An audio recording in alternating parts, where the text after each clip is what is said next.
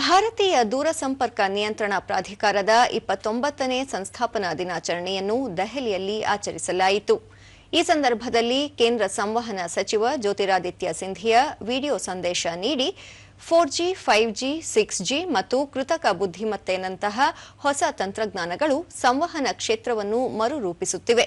ಈ ಸಂದರ್ಭದಲ್ಲಿ ನಾವೀನ್ಯತೆಯನ್ನು ಉತ್ತೇಜಿಸುವ ಜೊತೆಗೆ ಪಾರದರ್ಶಕತೆ ಮತ್ತು ಸಾರ್ವಜನಿಕ ಹಿತಾಸಕ್ತಿಯನ್ನು ಕಾಯ್ದುಕೊಳ್ಳಲು ಸೂಕ್ತವಾದ ನಿಯಂತ್ರಣ ಕ್ರಮಗಳು ಅತ್ಯಗತ್ಯ ಎಂದು ತಿಳಿಸಿದರು. ದೇಶದ ಸಂವಹನ ವ್ಯವಸ್ಥೆಯಲ್ಲಿ ನ್ಯಾಯಸಮ್ಮತತೆ, ಸಮಾನತೆ ಮತ್ತು ಎಲ್ಲರಿಗೂ ಸಮಾನ ಅವಕಾಶಗಳನ್ನು ಖಚಿತಪಡಿಸುವಲ್ಲಿ ಟ್ರಾಯ್ ಒಂದು ಭದ್ರ ಬುನಾದಿಯಂತಿರುವ ಸಂಸ್ಥೆಯಾಗಿದೆ ಎಂದು ಶ್ಲಾಘಿಸಿದರು. ಕಾರ್ಯಕ್ರಮದಲ್ಲಿ ಮಾತನಾಡಿದ ಟ್ರಾಯ್ ಅಧ್ಯಕ್ಷ ಅನಿಲ್ ಕುಮಾರ್ ಲಹೋಟಿ, ಕೃತಕ ಬುದ್ಧಿಮತ್ತೆ ಮತ್ತು ಭವಿಷ್ಯದ 6G ನೆಟ್ವರ್ಕ್ಗಳು ನೆಟ್ವರ್ಕ್ ವಿನ್ಯಾಸ ಮತ್ತು ಸೇವೆಗಳ ವಿತರಣಾ ವಿಧಾನವನ್ನು ಬದಲಿಸುತ್ತಿವೆ.